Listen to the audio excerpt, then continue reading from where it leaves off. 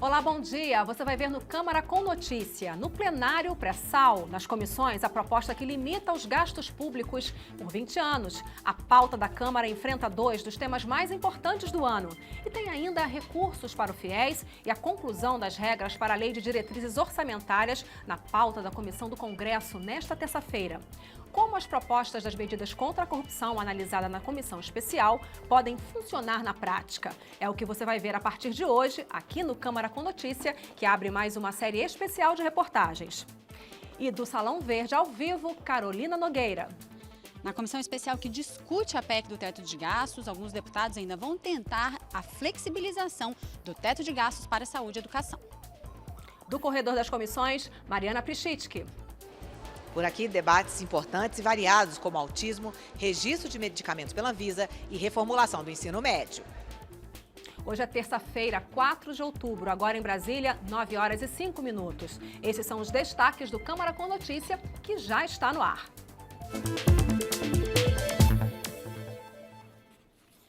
E a gente começa essa edição direto do Salão Verde, onde está a repórter Carolina Nogueira, que vai nos contar a expectativa dessa semana que promete muitas votações no plenário Ulisses Guimarães. Bom dia, Carol. Bom dia, Vera. Não só aqui no plenário Ulisses Guimarães, a expectativa é muito grande também para uma votação importante na comissão especial que discute a emenda à Constituição que cria um teto para os gastos públicos federais pelos próximos 20 anos. Ontem à noite, uma reunião lá na residência oficial do presidente da Câmara, deputado Rodrigo Maia, reuniu o ministro da Fazenda, Henrique Meirelles, e vários líderes. Vamos conferir. Os deputados discutiram a emenda à Constituição, que congela os gastos públicos federais pelos próximos 20 anos, prevendo a cada ano apenas a reposição das perdas com a inflação. Segundo o governo, a matéria já está madura para ser aprovada essa semana na comissão especial e para ir a plenário na semana que vem. Mas alguns líderes insistem na necessidade de criar uma ressalva para os gastos com saúde e educação. O que está se discutindo é de que, na área da saúde e da educação, nós precisamos ter algumas flexibilidades que permitam a não redução de investimentos nessas áreas que são áreas críticas no Brasil. Os indicadores estão aí, o posicionamento do Brasil no recente IDEB mundial também está colocado. Na questão da saúde, a inflação apenas não responde, porque os custos de saúde são acima disso, então há discussão de mecanismos no sentido de não engessar saúde e educação especial dentro do regramento geral. O relator na comissão especial disse que o relatório está pronto para ser votado nesta terça na comissão especial. Segundo ele, ajustes para ressalvar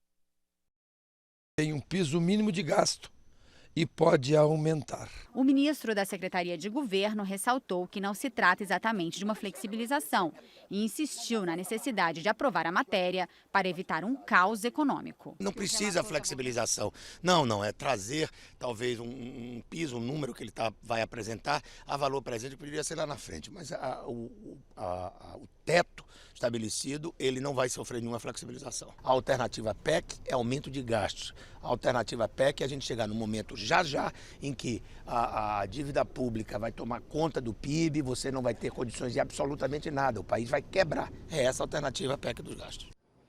Uma das possibilidades que foi discutida ao longo do dia de ontem seria jogar esse teto da saúde e educação apenas para a partir de 2018. Sobre tudo isso que a gente conversa a partir de agora com o líder do PT aqui na Câmara, deputado Afonso Florense, e com o deputado Osmar Serrago, do PMDB do Rio Grande do Sul. A gente começa falando do Paraná, desculpa, deputado, tem razão.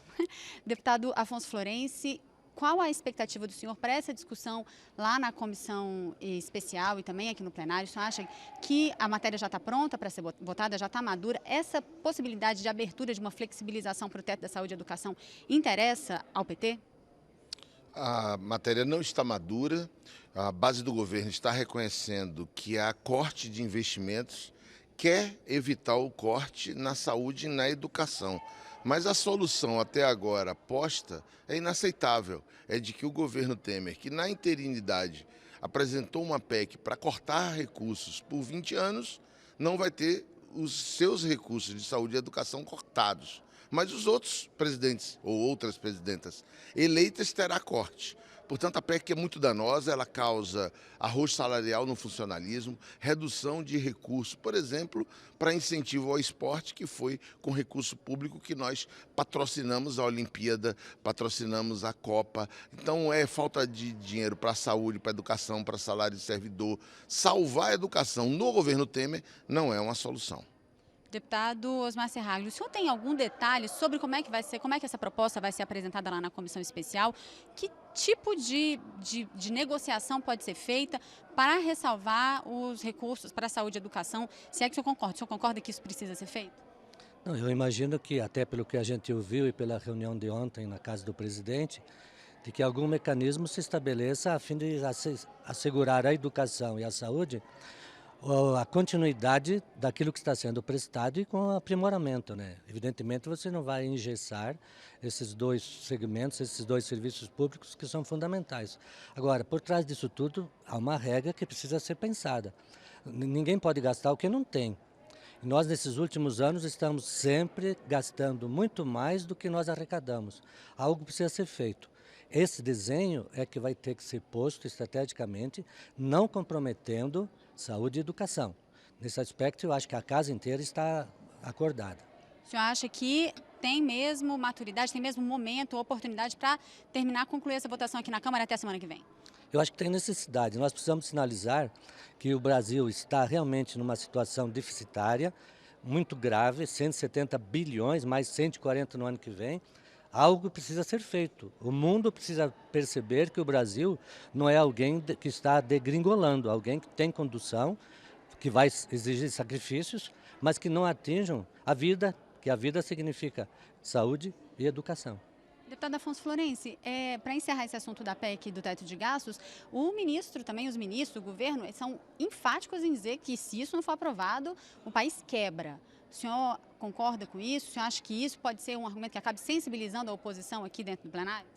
De forma alguma. O último ano do primeiro mandato da presidenta Dilma, 2014, foi o ano de menor desemprego e maior poder aquisitivo de salários. O déficit em período de crise para garantir investimentos é comum e hoje no mundo vários países estão fazendo isso. O governo Temer, por exemplo, cortou os recursos do FIES. Há um anúncio de que as universidades pontifícias católicas vão entrar em greve porque vai completar 4 meses sem FIES. Ele atrasou o FIES. Então vai ser menos dinheiro na saúde, na educação, em obra de casa, no Minha Casa Minha Vida, nos benefícios da Previdência que o governo está anunciando que quer cortar, no Bolsa Família que o governo está anunciando que quer cortar. Então a PEC 241 é uma PEC danosa. Ela faz maldade com o povo pobre que mais precisa. Se o governo quer controlar a dívida, por exemplo, para de publicar título da dívida com taxa Selic, que é altíssima. Então tem que gerir a dívida também e não retirar os serviços públicos, arrochar salário de servidor para pagar juros da dívida. Nós consideramos que a PEC não está em condições de ser votada e ela é muito ruim para o povo brasileiro. Deputado Florense, deputado Serraglio, uma das informações que estão circulando desde ontem, depois dessa reunião, é a possibilidade de que saúde e educação ficassem para ser reajustados a partir de 2018, né, com base nos dados depois de um ano da aprovação da PEC. Se for isso mesmo, eu queria saber qual é a opinião dos senhores. Para mim não ficou tão claro. Qual é o posicionamento dos senhores em relação a isso? Para ficar mais claro para a gente, o PT e o PMDB em relação a essa nova proposta, se é que ela vem, né? Começando com o deputado Serraglio. Evidente que se ela vier, ela será bem acolhida, que é, de alguma forma, um ajustamento das forças internas da casa que demandam muitos votos. Nós estamos falando de uma PEC e que, para que ela seja construída, nós precisamos de assegurar esses itens que são os mais sensíveis. Eu acredito realmente que deva evoluir nesse sentido, até porque não seria inovação nenhuma. O que se está dizendo é que aquilo que se gastou com educação e saúde persistirá e ainda com a inflação. Me parece que está mais do que segurado. É mais um discurso do que uma realidade pragmática que possa ser percebida. Educação e saúde estão assegurados, sim, na PEC 241. Deputado Afonso Florense. Bom, Essa alternativa de flexibilização é um escândalo.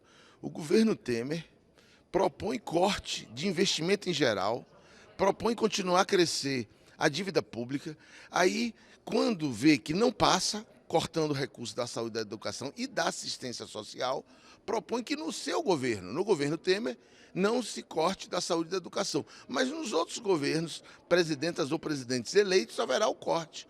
E diz que isso empodera o Congresso. O Congresso já tem a prerrogativa de aprovar a Lei de Diretrizes Orçamentárias e a Lei Orçamentária Anual. Ali ele estipula os gastos a serem feitos. Portanto, o PT não aceita esse ardil, esse artifício para tentar aprovar a PEC de salvar o governo Temer do corte. Esse assunto, então, a gente acompanha a partir de 11 horas. A Comissão Especial faz primeiro uma audiência pública para ainda discutir essa PEC, o assunto da PEC, né? Entre outros, com o ministro do Desenvolvimento Social, secretário de Previdência, presidente do IBGE devem participar dessa audiência pública a partir das 11 horas e, na sequência, começa, então, a apresentação do relatório e a discussão efetiva lá na Comissão Especial. Aqui no plenário Ulisses Guimarães, a semana promete também ter muitos assuntos diferentes. A gente vai falar, então, do plenário. Ontem, a repórter Dini Moraes acompanhou ontem à noite a sessão extraordinária que começou a análise do projeto que flexibiliza, que, na verdade, quebra o monopólio da Petrobras na exploração do pré-sal. Ela traz, então, informações sobre a semana no plenário. Vamos ouvi-la. Nesta segunda-feira, o plenário começou a discutir o projeto que tira da Petrobras a obrigação de explorar o petróleo na camada pré-sal. Isso muda a regra atual, em que a estatal deve ter participação mínima de 30% em cada bloco. Isso permite que ela possa abrir mão de fazer investimentos nas camadas profundas, já que no ano passado a empresa fechou o ano no vermelho em 35 bilhões de reais. A votação do texto está prevista para esta terça-feira. Também para essa terça-feira está pautada a lei que altera as regras do sistema tributário conhecido como Super Simples, que permite que micro e pequenas empresas tenham menos burocracia na hora de pagar impostos e, muitas vezes, descontos. Já na quarta, a votação da lei que altera as regras para a repatriação de dinheiro mantido no exterior por brasileiros, mas não declarado para a Receita Federal. Ontem teve reunião de líderes para discutir essa agenda. A gente vai ouvir um pouco do que eles falaram na saída. Primeiro item de pauta, cumprindo o acordo de procedimento que fizemos no plenário, votaremos o Super Simples, sem obstrução da oposição. Esse foi o compromisso da oposição, votarmos o Super Simples sem obstrução e logo após o Super Simples nós votamos o pré-sal. Esse projeto é um projeto que diz respeito ao futuro do Brasil, ao futuro da economia brasileira e de uma riqueza fundamental para o futuro do nosso povo. Não pode ser discutido e votado na base da pressa. Isso pode comprometer o futuro do Brasil. Não é assim que se vota uma matéria dessa gravidade. Deputado Afonso Florencio, tem acordo mesmo para a votação do Super Simples? O senhor acha que essa votação, pelo menos, deve ser consensual, deve ser tranquila? Nós não pretendemos obstruir o Super Simples agora. Não dá para antecipar o Super Simples para botar a votação do pré-sal logo em seguida. Nós vamos obstruir essa votação. A Petrobras está recuperando a sua rentabilidade porque está havendo um pequeno aumento do preço do petróleo no mercado internacional. Muito em breve, essa proposta será indefensável. Eles estão propondo extinguir a obrigatoriedade de ter 30% somente da Petrobras nos arranjos que pode ter as multinacionais. Eles querem que seja só as multinacionais, mas eles têm que assumir que, ao fazer isso, eles estão retirando o que está no regime de partilha, que 70%, digamos assim, para explicar, do lucro vai para a saúde e para a educação, do governo federal, do governo estadual e do governo municipal. Então, essa proposta de alteração da legislação do petróleo no Brasil não pode ser feita a toque de caixa, porque também ela é muito danosa para a população brasileira. Mas um projeto que o governo está bancando, o PSDB, o DEM e o PMDB vai entregar um patrimônio nacional e a oposição vai obstruir. Se o Super Simples for utilizado pelo governo para facilitar a tramitação, esse acordo vai cair, porque o acordo era passar o Super Simples e não usar o Super Simples para passar essa entrega do patrimônio brasileiro às multinacionais do petróleo. Deputado Osmar Serralho, sua expectativa para a votação Super Simples e pré-sal primeiro? Bom, Super Simples, aparentemente não haverá dificuldades, a menos essa de obstrução, como intuito de dificultar o segundo ponto, que é o do pré-sal. Agora, enquanto o pré-sal, na verdade, o que nós assistimos no Brasil foi a privatização da Petrobras. O que ficou para o governo e para o povo foi a dívida, a sucata. O lucro todo foi apropriado. E agora, evidentemente, a empresa quebrada, sem recursos. Se você pega uma empresa falida e quer que ela invista, você não vai a lugar nenhum. Nós precisaremos de muitos e muitos anos para recuperar aquilo que se desviou da Petrobras. A única maneira de se fazer isso é ser uma nova engenharia. Isso em direito a gente chama de a superveniência de um fato novo. Houve um fato novo. A Petrobras está absolutamente endividada, o pré-sal ele é praticamente... Ele não dá lucro, não permite que renda. Por quê? Porque vai exigir investimentos altíssimos que a Petrobras evidentemente não tem. Então tudo bem, estanquemos o pré-sal, porque não há outro caminho a não ser modificar as regras. Deputado Osmar Serralho, deputado Afonso Lourenço, muito obrigada pela participação de vocês aqui com a gente hoje. A gente volta ao estúdio com a Vera. Obrigada, Carol. E quem está agora no corredor das comissões é a Mariana Prischitski, que tem as informações sobre os debates de hoje nas comissões da Câmara. Bom dia, Mariana.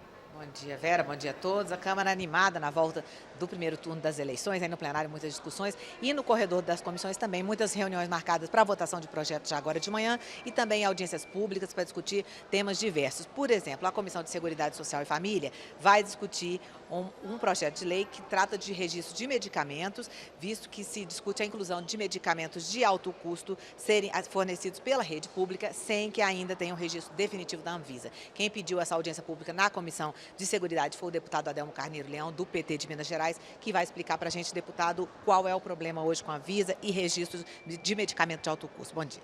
Bom dia, Mariana. Bom dia, telespectadores da TV Câmara. Eu quero dizer que essa situação é muito séria.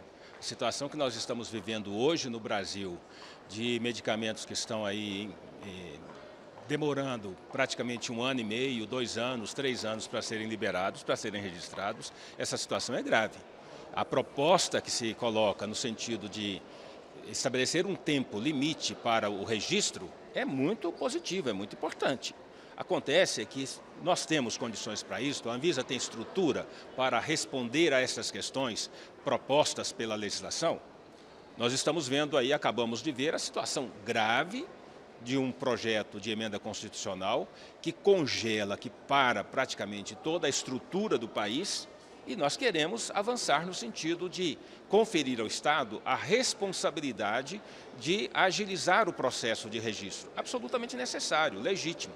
Agora, nós não damos condição. Nós estamos pedindo para a Anvisa, nós estamos determinando que a Anvisa cumpra com o papel sem dar a ela as mínimas condições do ponto de vista de recursos, de estrutura, de recursos humanos, técnicos, para responder a essa questão. Existem centenas de projetos, de propostas, de registro de medicamentos, medicamentos importantes, medicamentos novos, genéricos, similares, que estão lá parados em função de uma estrutura mínima da Anvisa. Nós queremos que ela se agilize. Qual é a resposta que esse Estado, que está agora nas mãos de um projeto e de um governo que estabelece congelamento do Estado, para que responda essa lei? Nós vamos fazer uma lei de apenas uma ficção? Eu sou favorável à aprovação desta lei, desde que a gente dê ao Estado brasileiro e à Anvisa as condições necessárias para que ela possa responder em tempo hábil às demandas que lá estão paradas. E são várias, são centenas. Então, esse é um problema seríssimo, é um problema grave. Precisamos de agilidade. O que nós não queremos, Mariana, e o que é grave, é nós termos um Estado que está todo ele sendo direcionado na lógica de atender aos interesses do sistema financeiro. Um governo cativo do sistema financeiro. Tudo é importante. Nós temos que congelar recursos para a reforma agrária, recursos para a educação, recursos para a saúde, recursos para registro de medicamentos, mas nada se fala da quantidade, do sangramento que se faz em grande escala para servir aos interesses do sistema financeiro. Isso é extremamente grave. Isso é muito sério e nós vamos fazer essa discussão agora mesmo lá na Comissão de Seguridade Social e Família para ouvir a Anvisa, ouvir os técnicos do Ministério da Saúde, enfim, ouvir a sociedade no sentido de encontrarmos soluções. Eu entendo, as soluções são possíveis, desde que a gente organize o Estado e desde que a gente comprometa o Estado no sentido de atender às necessidades do povo, mais do que às necessidades e os interesses do sistema financeiro. Deputado Adelmo Carneiro Leão, obrigado pela entrevista. Boa audiência pública daqui a pouquinho na Seguridade. Bom, na Comissão de Educação vai acontecer um debate daqui a pouquinho sobre autismo. Nós estamos aqui com a Viviane Guimarães, que vai participar dessa audiência pública, que é especialista em avaliação psicopedagoga. Viviane, de uma forma geral, qual que é a importância de discutir isso aqui na Câmara? O que está faltando para a sociedade brasileira, para os autistas, de uma forma específica?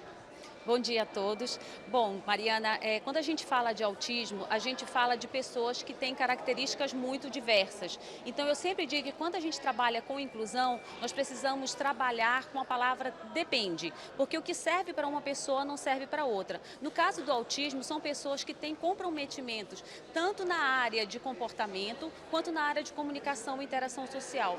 E a nossa sociedade está precisando conhecer um pouco mais sobre o autismo. São pessoas que necessitam da nossa ajuda, necessitam da nossa contribuição para que elas possam realmente ser efetivadas como cidadãos na sociedade brasileira. E essa discussão aqui na Câmara, como é que contribui para isso? Contribui muito porque a gente tem possibilidade de mostrar para as outras pessoas que são pessoas capazes que nós temos quando nós falamos de autismo. Então, essas nossas contribuições que nós agradecemos muito ao deputado Arnaldo, que pôde nos possibilitar essa comissão, nós podemos trazer especialistas e também nós vamos ter uma autista que vai estar conversando com a gente, que vai estar lá. Ela é universitária e vai poder mostrar também para a gente quais são as contribuições e quais são as características que ela tem. O que falta na rede brasileira de saúde e educação para atender melhor os autistas? Conhecimento. Realmente nós estamos precisando, é uma bandeira que o Movimento Orgulho Autista, que eu participo, defende, que nós estamos precisando preparar melhor tanto os nossos professores quanto os nossos médicos para que a gente possa tanto diagnosticar o mais breve possível, que quanto mais rápido a gente puder fazer a intervenção melhor para essas pessoas e poder incluí-las na sala de aula também. Ok, Viviane Guimarães, obrigada pela entrevista, boa audiência pública na Comissão de Educação. Essa comissão que é presidida pelo deputado Arnaldo Farid Sá, que pediu essa audiência pública de hoje. Vera, então esses são os destaques aqui do Corredor das Comissões, agora pela manhã. Obrigada, Mariana. Agora em Brasília, 9h26. Esta edição do Câmara com Notícias está chegando ao fim. Nós podemos voltar a qualquer momento durante a nossa programação com mais informações para você. Hoje é terça-feira, 4 de outubro. Neste momento, 9h26 da manhã aqui em Brasília. A partir de agora, você acompanha direto do plenário Ulisses Guimarães a sessão solene em homenagem ao Dia Internacional do Idoso.